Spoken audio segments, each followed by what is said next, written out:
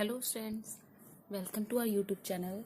So today we are going to discuss about the next topic of P block element class +2 chemistry and our topic will be ozone. तो student आज का हमारा topic ozone रहेगा। तो इससे पिछले video में हमने डाइऑक्सीजन को अच्छे से रीड किया था स्टूडेंट्स। तो इस वीडियो में हमें क्या करना है, ओजोन को रीड करना है। ठीक है, तो स्टूडेंट वीडियो स्टार्ट करते हैं। स्टार्ट करने से पहले प्लीज लाइक और सब्सक्राइब कीजिएगा चैनल को और साथ ही साथ शेयर कीजिएगा। तो फर्स्ट ऑफ ऑल स्टूडेंट सबसे पहले देखेंगे हम कि ओजोन मीनिंग क्या होता है। ठीक है, ओजोन जो मैंने आपको बताया था कि जो डाइऑक्सीजन होते हैं आपके, वो थर्ड लेयर के साथ आपका ओजोन बनाता है, O3 का निर्माण करते हैं। ठीक है, एलिमेंटल ऑक्सीजन है। ठीक है, ये क्या है, एक एलिमेंटल ऑक्सीजन। ठीक है, एलिमेंटल ऑक्सीजन क्या करता है आपका, एग्जिस्ट एज ट्राई एटॉमिक। ठीक है, ट्राई एटॉमिक मॉलिक्यूल में ये एग्जिस्ट करता है। ठीक है, और जिसको हम क्या कहते हैं, इज कॉल्ड ओजोन। उसको हम ओजोन बोलते हैं, O3। ठीक है, और ये वैसे एक बात देखी जाए, जो O2 है और O3 है, ये दोनों ही ऑक्सीजन के एलोट्रोप हैं। ठीक है, दोनों ही ऑक्सीजन के एलोट्रोप्स हैं ये। ठीक है, अब ये अक्कर कहाँ पर होता है, O3 जो है ये रिएक्टिव है। ठीक है, और ये एटमॉस्फेयर में प्रेजेंट नहीं होता। ठीक है, जो O3 है ना, ये क्या है, रिएक्टिव है। ठीक है, इसलिए not present in atmosphere. Atmosphere में ये इजिली जो आपका है अवेलेबल नहीं होता। ठीक है, प्रेजेंट नहीं होता। ठीक है, और ये काफी ज्यादा हाइट पे फॉर्म्ड होता है। इट फॉर्म एट, कितनी हाइट पर होता है स्टूडेंट, ये लगभग 20 किलोमीटर की हाइट पे होता है। ठीक है, O3 is formed which protect earth. आपने 10th क्लास में पढ़ा हुआ है ओजोन के बारे में, और +1 में भी पढ़ा हुआ है कि जो O3 है ये आपका 20 किलोमीटर हाइट पर एटमॉस्फेयर में जो है प्रेजेंट, और ये क्या करता है, प्रोटेक्ट करता है अर्थ को। किससे प्रोटेक्ट करता है, यूवी रेडिएशन से, फ्रॉम यूवी रेडिएशन। ठीक है, लाइक अम्ब्रेला ब्लैंकेट। ठीक है, एक कंबल की तरह है ये, एनवायरनमेंट को हमारे को प्रोटेक्ट करके रखता है। और ये कैसे हमें मिलता है, ये मैंने यहाँ पर रिएक्शन लिखी है, इसको आप बैलेंस कर सकते हो। ठीक है, तो ये देखो, ये वाइस वर्सा रिएक्शन रहेगी। 3O2 बैलेंस करके लिख रही हूँ मैं स्टूडेंट, यूवी रेज 2O3। ठीक है, तो इस तरह से हम इसको प्रिपेयर कर सकते हैं। तो इसका स्क्रीनशॉट ले लो स्टूडेंट। आगे चलते हैं टॉपिक को। स्पेस कम है तो साथ साथ आप स्क्रीनशॉट लेते रहना, काफी इंपॉर्टेंट टॉपिक है ये स्टूडेंट हमारा। तो आगे हम पढ़ेंगे इसका प्रिपरेशन कैसे कर सकते हैं, मेथड ऑफ प्रिपरेशन जो इसका।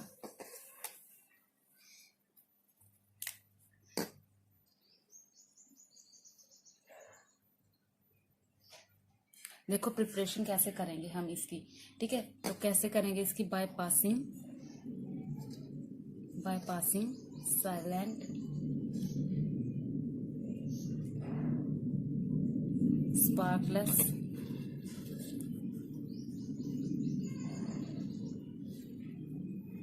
Electric discharge through pure, cold and fully dried O2 at 298 Kelvin is an apparatus known as ozonolyzer। तो देखो स्टूडेंट, ओजोन को कैसे प्रिपेयर कर सकते हैं हम, सिंपली तो मैंने आपको बता दिया।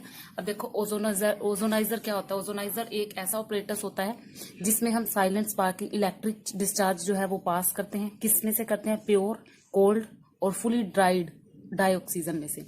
ठीक है, तो डाइऑक्सीजन में से जब हम इलेक्ट्रिक डिस्चार्ज जो है वो पास करते हैं तो हमें क्या मिलता है, आपका ओजोन। ठीक है, और ये जो पूरा प्रोसेस करवाता है that is known as the ozonolyzer. ठीक है, और कैसे मिलता है, 3O2 साइलेंट इलेक्ट्रिक डिस्चार्ज इसमें से पास किया, 2O3। ठीक है, तो ये इसकी प्रिपरेशन होती है। और जो ये रिएक्शन है ये एंडोथर्मिक है।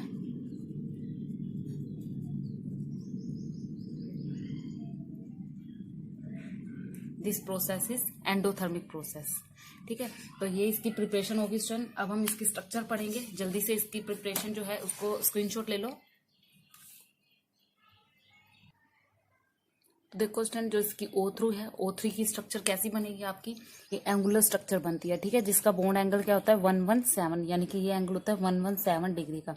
तो ये तो आपकी रेजोनेंस हाइब्रिड होगी। अब ये बनी कैसे है स्टूडेंट्स, ये बनी है आपकी रेजोनेटिंग के बाद।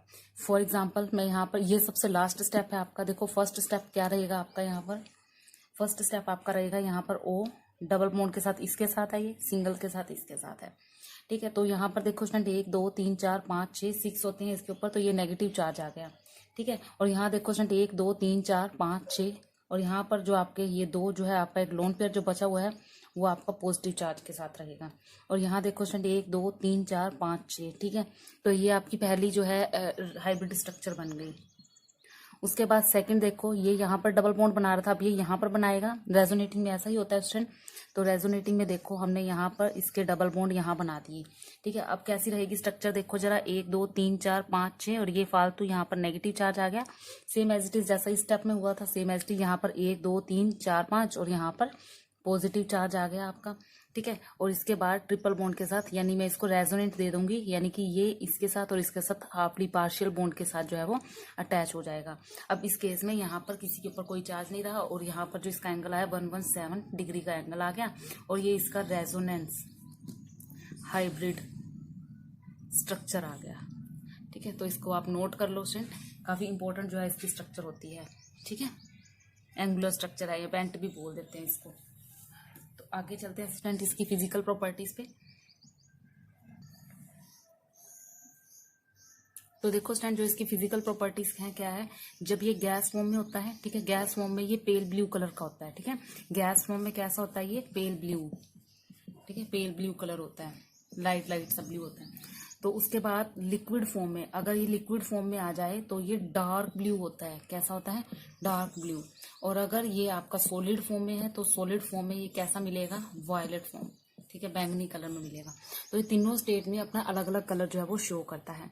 अगर स्मेल की बात करते हैं स्टूडेंट, तो इसकी पंजेंट स्मेल होती है, और वाटर के अंदर ये सोल्यूबल होता है, लेकिन रेडली सोल्यूबल, स्लाइटली सोल्यूबल होता है वाटर के अंदर, धीरे धीरे घुलता है, लेकिन रेडली सोल्यूबल होता है ये ऑर्गेनिक सॉल्वेंट के अंदर।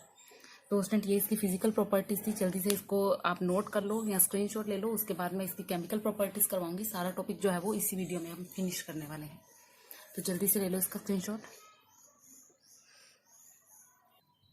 तो आगे आते हैं स्टूडेंट केमिकल प्रॉपर्टीज, जो हम एक एक करेंगे। ठीक है, और मैं आपको साथ साथ बताते जाऊंगी, आप उसका स्क्रीनशॉट लेते रहना। तो सबसे पहले आती है स्टूडेंट डिकम्पोजिशन। डिकम्पोजिशन यानी कि ब्रोक डाउन की प्रॉपर्टी जो है ये। तो डिकम्पोजिशन की बात करेंगे तो जो ये आपकी रिएक्शन है 2O3 is goes to 3O2, या फिर 3O2 गोज टू 2O3।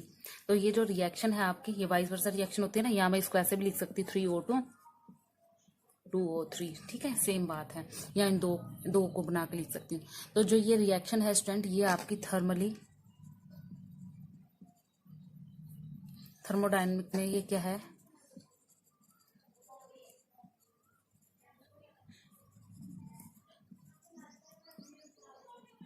तो ये थर्मोडायनेमिकली अनस्टेबल रिएक्शन है। ठीक है, अनस्टेबल कारण क्या कारण है, कारण ये है क्योंकि ये डिकम्पोज रिएक्शन है, हाई नेगेटिव वैल्यू देती है ये, high negative value of delta G. Delta G की हाई नेगेटिव वैल्यू देती है, दैट इज वाई ये थर्मोडायनेमिकली अनस्टेबल है। ठीक है, और अब ये नेगेटिव वैल्यू डेल्टा जी की क्यों देती है, क्योंकि जो डेल्टा एच है वो नेगेटिव होता है यहाँ पर इस रिएक्शन में, और डेल्टा एस जो है वो भी आपका पॉजिटिव होता है। और हमने जो है थर्मोडायनेमिक्स में पढ़ा हुआ है +1 क्लास में कि जो डेल्टा जी होता है वो क्या होता है, delta H minus T delta S. ठीक है, तो इसके अकॉर्डिंग जो आपका डेल्टा जी है वो नेगेटिव आ गया। तो डेल्टा जी नेगेटिव होने के कारण जो ये रिएक्शन है वो कैसी होगी, थर्मली अनस्टेबल हो गई, ज्यादा स्टेबल नहीं है। यहाँ पर डेल्टा एच की वैल्यू जो निकलेगी ना, समथिंग -142 किलो जूल समथिंग निकलती है आपकी। ठीक है, जो कि आपकी नेगेटिव है। ठीक है, दैट इज वाई ये आपकी थर्मोडायनेमिकली अनस्टेबल रिएक्शन देता है जब हम इसको डिकम्पोज करते हैं, जब हम इसको तोड़ देते हैं, ब्रोक डाउन कर देते हैं। नेक्स्ट आता है इसका ऑक्सीडाइजिंग करेक्टर कैसा होता है। ठीक है। ऑक्सीडाइजिंग करेक्टर देखो स्टूडेंट, इसको साथ के साथ नोट डाउन करते रहना, मैं साथ साथ इरेज करती रहूंगी। ठीक है, स्पेस कम होने के कारण मैं यहाँ पर एक एक प्रॉपर्टी जो है वो आपके साथ शेयर करूंगी। नेक्स्ट है ऑक्सीडाइजिंग करेक्टर। तो ऑक्सीडाइजिंग करेक्टर कैसा है, ये पावरफुल है, आप सबको पता है। ठीक है, कि ये पावरफुल ऑक्सीडाइजिंग एजेंट है। ठीक है, पावरफुल ऑक्सीडाइजिंग एजेंट है कारण क्योंकि ये स्ट्रोंग है डाइऑक्सीजन थे। ठीक है, स्ट्रोंग देन O2। ठीक है, ये O2 से स्ट्रोंग है। तो जब हम बात करते हैं O2 जो कि एक गैस की फॉर्म में है, ठीक है, ये किस में टूटेगा आपका O2 जो कि गैस की फॉर्म में है, प्लस निसेंट ऑक्सीजन जो कि गैस की फॉर्म में है। अब यहाँ पर देखो, ये तो आपका ओजोन हो गया, ये आपका डाइऑक्सीजन हो गया, और ये जो निकला आपका, ये क्या है आपका एटॉमिक ऑक्सीजन। तो देखो ये जो है ये स्ट्रोंग है आपका इन दोनों के बजाय, तो इसलिए ये पावरफुल ऑक्सीडाइजिंग है। ठीक है, और ये क्या करता है स्टूडेंट, ये ऑक्सीडाइज कर देता है ब्लैक लेड को, ब्लैक लेड सल्फेट को। अब इसकी ऑक्सीडाइजिंग प्रॉपर्टीज ही करवा देती हूँ। ठीक है, तो पहली प्रॉपर्टी देखो, it oxidize black lead sulphide to white lead sulphide. तो देखो अब ये ऑक्सीडाइज कर देते हैं, इसकी ऑक्सीडाइजिंग प्रॉपर्टी पढ़ेंगे क्योंकि पावरफुल ऑक्सीडाइजिंग एजेंट है ना, तो इसकी ऑक्सीडाइजिंग प्रॉपर्टी है काफी सारी, वो पढ़ लेते हैं। तो ये देखो ये क्या करता है, it oxidize black lead sulphide. तो जो ब्लैक लेड सल्फाइड है ना, उसको ये व्हाइट लेड सल्फाइड में चेंज कर देता है। देखो ब्लैक लेड सल्फाइड ले लिया मैंने PbS जो कि सॉलिड फॉर्म में होता है, प्लस अगर मैं इसमें ओजोन डाल देती हूँ एक गैसियस की फॉर्म में, तो ये हमें देगा white lead sulphide PbSO4 solid form में। ठीक है, और साथ में ऑक्सीजन जो कि गैसियस फॉर्म में है ये क्रिएट करेगा। यहाँ पर अगर इसको बैलेंस कर देती हूँ तो यहाँ पर 4 और यहाँ पर 4 आएगा।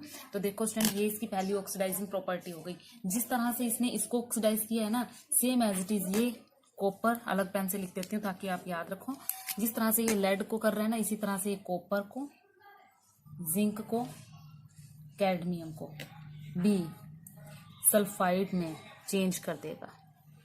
ठीक है, कॉपर जिंक कैडमियम को भी ये सल्फाइड में चेंज कर देगा। ठीक है, फॉर एग्जांपल मैं यहाँ पर एक कॉपर वाली रिएक्शन कर देती हूँ, आप जिंक और कैडमियम की खुद कर लेना। ठीक है, तो देखो स्टूडेंट, मैंने यहाँ पर सारे एग्जांपल्स जो है वो करके दिखा दिया आपको डायरेक्टली। देखो कॉपर सल्फेट के साथ ये कॉपर सल्फाइड लिया और सल्फेट बनाया। ठीक है, यानी कि ये कॉपर जिंक कैडमियम के सल्फाइड के साथ सल्फेट का निर्माण करते हैं, इसको बनाते हैं। ठीक है, तो ये तीनों रिएक्शन जो है ये आप नोट डाउन कर लो, उसके बाद हम अगली ऑक्सीडाइजिंग इसकी प्रॉपर्टी पढ़ते हैं। तो आगे देखो स्टूडेंट, ये क्या करता है, it oxidize halogen acid to corresponding halogen. जो आपका हेलोजन एसिड है, हेलोजन एसिड यानी कि आपका हाइड्रोक्लोरिक एसिड हो गया, हाइड्रोब्रोमाइड एसिड हो गया, उसको ये हेलोजन में ही कन्वर्ट कर देती है। फॉर एग्जांपल जैसे मैंने HCl ले लिया, हाइड्रोक्लोरिक एसिड ले लिया, तो O3 इसके अंदर डाली तो ये हमें Cl2 देगा। ठीक है, कॉरस्पॉन्डिंग हेलोजन देगा। जो सा यहाँ पर हेलोजन डालेंगे, जैसे HBr डाला तो यहाँ पर हमें Br2 मिल जाएगा। ठीक है, तो इसकी फॉर्मेशन कराता है। साथ में आपका वाटर और डाइऑक्सीजन तो आपका निकलेगा ही निकलेगा। क्यों? क्योंकि ये जो O3 है ये O2 में तो टूटता ही टूटता है। ठीक है, और साथ में आपके ऑक्साइड्स दे देता है। ठीक है, तो यहाँ पर देखो स्टूडेंट, ये बैलेंस करेंगे इक्वेशन, तो बैलेंस करने के बाद मेरे को यहाँ पर 2 लगाना पड़ेगा। वाटर हो गए यहाँ कंप्लीट है, बाकी आई थिंक ये कंप्लीट है रिएक्शन। ठीक है, सेम एज इट इज ये क्या करेगी, हेलोजन को तो कॉरस्पॉन्डिंग हेलोजन में किया, same as it is it will oxide nitrides को नाइट्रेट्स में ऑक्सीडाइज करेगी। ठीक है, फॉर एग्जांपल KNO2 पोटाशियम का ले लिया मैंने, सोडियम का भी ले सकते हो, plus O3 it will goes to KNO3। तो देखो यहाँ नाइट्राइट, ठीक है, पोटाशियम नाइट्राइट, तो इसको पोटाशियम नाइट्रेट में इसने चेंज कर दिया। साथ में आपका O2 जो है वो फॉर्म होगा ही होगा। ठीक है, you can balance the whole equation, इस इक्वेशन को आप बैलेंस कर लेना। और उसके बाद स्टूडेंट ये क्या कर सकता है, जो आपका पोटाशियम आयोडाइड है इसको आयोडीन में चेंज कर देगा। ठीक है, यानी कि आयोडाइड को आयोडीन में। ठीक है, ये सारी ऑक्सीडाइजिंग प्रॉपर्टीज हैं आपकी स्टूडेंट। सबसे पहले हमने कौन सी प्रॉपर्टी करी थी अभी थोड़ी देर पहले, कि ये ऑक्साइड्स को सल्फेट में चेंज किया इसने। सेकंड की ऑक्साइड के हेलोजन जो एसिड है उसको हेलोजन में किया, नाइट्राइट्स को नाइट्रेट में किया, अब आयोडाइड को आयोडीन में करेगा। फॉर एग्जाम्पल मैं यहाँ पर पोटाशियम आयोडाइड ले रही हूँ। ठीक है, प्लस O3, इसमें थोड़ी सी वाटर की जरूरत पड़ेगी, वाटर के बिना रिएक्शन कंप्लीट नहीं होगी। और यहाँ पर देखो KOH प्लस I2 यानी कि आयोडीन की जो है फॉर्मेशन करवा रहा है। ठीक है, you can balance the whole equation, इस इक्वेशन को बैलेंस कर लेना। ठीक है, तो देखो बैलेंस करने के बाद यहाँ पर 2 और यहाँ पर 2, बाकी सारी ये बैलेंस है। तो देखो स्टूडेंट, आपने ये रिएक्शन कर ली है ऑक्साइड्स की, एक आधी और बची है, वो भी मैं करवा देती हूँ। तो यहाँ कुछ ऑक्सीडाइजिंग प्रॉपर्टीज जो है स्टूडेंट रह गई थी आपकी, इसका जल्दी से स्क्रीनशॉट ले लो। उसके बाद और भी जो है आपकी केमिकल प्रॉपर्टीज बची हुई हैं। तो देखो फेरस साल्ट से फेरिक साल्ट बना देगी। देखो फेरस साल्ट है यहाँ पर, तो यहाँ फेरिक साल्ट की फॉर्मेशन होगी। फॉर्मेशन तब होगी जब इसके अंदर हम कंसंट्रेट सल्फ्यूरिक एसिड डालेंगे। सेम एज इज पोटेशियम फेरो जो साइनाइड है आपका, यानी कि ये जो कॉम्प्लेक्स की फॉर्म है आपकी, इसको फेरिक साइनाइड में चेंज कर देगा। ठीक है, ये भी एक कॉम्प्लेक्स की फॉर्म होती है। और पोटेशियम मैग्नेट को पोटेशियम पर मैग्नेट में चेंज कर दिया। देखो ये पोटेशियम मैग्नेट लिया, इसके अंदर भी वाटर की जरूरत पड़ेगी। जैसे इसमें वाटर डाला था तो इसके अंदर भी वाटर डाला मैंने, ये कोई फर्क नहीं पड़ता, आप एरो के ऊपर लिखो या यहाँ लिख दो, कोई बात नहीं। तो यहाँ पर हमारा जो पोटेशियम पर मैग्नेट है उसकी फॉर्मेशन करवाता है। ठीक है, तो अगली प्रॉपर्टीज करते हैं स्टूडेंट, इसका स्क्रीनशॉट ले लो जल्दी से। तो ये देखो स्टूडेंट, जो आपकी ऑक्सीडेशन है नॉन मेटल की केमिकल प्रॉपर्टी में, तो यहाँ पर देखो आयोडीन को आयोडिक एसिड में ये चेंज कर देगा। ठीक है, तो आयोडीन क्या होता है I2। ठीक है, जब O3 डालेंगे इन दी प्रेजेंस ऑफ वाटर, तो ये जो है आपका आयोडिक एसिड बना देगा। आयोडिक एसिड का फॉर्मूला क्या होता है HiO3। ठीक है, साथ में आपका O2 का फॉर्मेशन करेगा। इनको स्टूडेंट बैलेंस आपने खुद करना है। ठीक है, बैलेंस करके, अगर किसी की बैलेंस नहीं होगी रिएक्शन तो कमेंट बॉक्स में लिख देना। सेम एज जो सल्फर है उसको सल्फ्यूरिक एसिड में चेंज कर देगा। सल्फर का हम एलोट्रोप कौन सा यूज करते हैं, एसिड। ठीक है, तो इसके अंदर हम डालेंगे O3 और साथ में वाटर डालेंगे। ठीक है, तो ये किस में चेंज हो जाएगा, सल्फ्यूरिक एसिड में, यानी कि H2SO4 में। और साथ में आपको क्या देगा, O2। ये अनकम्प्लीट रिएक्शन है स्टूडेंट, मैं बार बार कह रही हूँ, इनको कंप्लीट कर लेना बैलेंस करने के साथ साथ। सेम एज स्टूडेंट, जो ये फॉस्फोरस है उसको फॉस्फोरिक एसिड में चेंज करता है। तो फॉस्फोरस जो है P4, इसकी फॉर्मेशन देते हैं एलोट्रोपिक फॉर्म। इसके अंदर स्टूडेंट हम वाटर डालते हैं तो हमें ये फास्फोरस एसिड देता है, सॉरी फास्फोरिक एसिड देता है, विच इज H3PO4। ये इसका फॉर्मूला है प्लस O2। ठीक है, तो ये आपकी जो है नॉन मेटल की ऑक्सीडेशन हो गई इसकी केमिकल प्रॉपर्टीज में। सेम एज इट इज ये मेटलॉइड के साथ भी कर देता है, मेटलॉइड के साथ भी। ठीक है, मेटलॉइड में क्या करता है, अगर ये आर्सेनिक के साथ रिएक्ट करता है तो आर्सेनिक एसिड बनाता है। ठीक है, आर्सेनिक से आर्सेनिक एसिड इसमें चेंज हो जाता है। ठीक है, आर्सेनिक क्या ये ले लिया, प्लस O3 वाटर, और आर्सेनिक एसिड का क्या फॉर्मूला होता है स्टूडेंट, H3ASO4। ठीक है, साथ में ये डाइऑक्सीजन की फॉर्मेशन देता है। सेम एज इट इज ये एंटीमनी को भी एंटीमोनिक एसिड में चेंज कर देता है। लिख देती हूँ, आप उसको खुद ट्राई कर लेना। एंटीमनी को एंटीमोनिक एसिड में चेंज कर देता है। ठीक है, तो ये मैंने लिख दिया है, आप इसको कंप्लीट कर लेना। उसके बाद हम मेटल्स के साथ भी करेंगे इसकी ऑक्सीडेशन। नॉन मेटल के साथ कर ली हमने और मेटलॉइड के साथ कर ली। अब इसके बाद हम मेटल के साथ करते हैं, उसके बाद इसकी रिड्यूसिंग प्रॉपर्टीज पढ़ेंगे। तो जल्दी से इसका स्क्रीनशॉट ले लो। तो देखो स्टूडेंट, जब ऑक्सीडेशन ऑफ मेटल्स की बात करते हैं तो ये सिल्वर को किसमें कन्वर्ट कर देगा, सिल्वर ऑक्साइड में। What is the formula of silver student, silver होता है Ag। जब इसमें O3 की फॉर्मेशन यानी O3 डालेंगे तो ये सिल्वर ऑक्साइड Ag2O इसकी फॉर्मेशन करता है। साथ में डाइऑक्सीजन निकलेगा, क्योंकि ऑक्सीडाइजिंग प्रॉपर्टी में जो O3 है ये O2 में टूटता है। ठीक है, ये चीज आपने याद रखनी है। उसके बाद स्टूडेंट, ये मर्क्यूरी को मर्करस ऑक्साइड में यानी कि Hg को जब ओजोन इसमें डालते हैं तो ये मर्करस ऑक्साइड Hg2O इसमें चेंज कर देता है। ठीक है, तो ये बैलेंस कर लेना स्टूडेंट। उसके बाद बात करते हैं अगर रिड्यूसिंग एजेंट की, तो जो O3 है हमने अभी तो पढ़ा था कि ये स्ट्रॉन्ग ऑक्सीडाइजिंग एजेंट है, पढ़ा था ना। तो अगर ये स्ट्रॉन्ग ऑक्सीडाइजिंग एजेंट है तो ऑब्वियसली बात है तो वाइस वर्सा हो जाएगा, यानी कि ये वीक रिड्यूसिंग एजेंट होगा। ठीक है, वीक रिड्यूसिंग एजेंट। ठीक है, स्ट्रॉन्ग ऑक्सीडाइजिंग एजेंट है और वीक रिड्यूसिंग एजेंट है। तो उसके बाद स्टूडेंट क्या रह गया हमारा इस टॉपिक में, जो ये रिड्यूस है, अगर हम बात करते हैं रिडक्शन की एक आधी प्रॉपर्टी की, तो ये क्या करता है, जो परऑक्साइड है ना, जैसे हाइड्रोजन परऑक्साइड हो गया, बेरियम परऑक्साइड हो गया, इनको डाइऑक्सीजन में चेंज कर देता है। ठीक है, देखो मैं एक परऑक्साइड की प्रॉपर्टी दे देती हूँ, आपको करके दिखा देती हूँ। H2O2 प्लस O3, तो ये H2O प्लस 2O2, यानी कि ये डाइऑक्सीजन में कन्वर्ट करवा देता है। ठीक है, पेरोक्साइड को किसमें लिबरेट करवा देता है, डाइऑक्सीजन में। ठीक है, उसके बाद स्टूडेंट यूजेस पढ़ेंगे, उससे पहले एक एडिशन रिएक्शन करवा देती हूँ जो हम ऑर्गेनिक में पढ़ते हैं, लेकिन इसमें आ जाती है एक छोटी सी रिएक्शन है। इसको जब स्क्रीनशॉट लो फिर मैं वो बताती हूँ आपको। तो ये देखो स्टूडेंट, ये हमारी एडिशन रिएक्शन है, ओजोनाइड की फॉर्मेशन होगी, इथाइल इथाइलिन ओजोनाइड, ये जो ऑर्गेनिक की रिएक्शन है स्टूडेंट, ठीक है। देखो जो आपका इथीन है, इसमें जब ओजोन डालेंगे CCl4 की प्रेजेंस में, तो ये क्या देगा, इथाइलिन ओजोनाइड, ठीक है। तो इसकी फॉर्मेशन होगी, ठीक है। जो ओजोन है वो बबल की फॉर्म में जो है यहाँ पर डाली जाती है, ठीक है। और इसके अंदर हम कोई भी इनर्ट सॉल्वेंट डाल सकते हैं, लाइक CH2, Cl2 या CHCl3 या CCl4 एटसेट्रा, ठीक है। आगे स्टूडेंट स्क्रीन पर आपके यूजेस हैं, इन यूजेस को जो है फटाफट से स्क्रीनशॉट ले लो, और साथ ही साथ आपके टेस्ट भी गिवन है, टेस्ट है जो ये ओजोन के, ये टेस्ट भी आपको दिए हुए हैं, स्क्रीनशॉट ले लो इनका। तो ये आपका टॉपिक खत्म हो गया। अगला टॉपिक हम सल्फर पढ़ेंगे,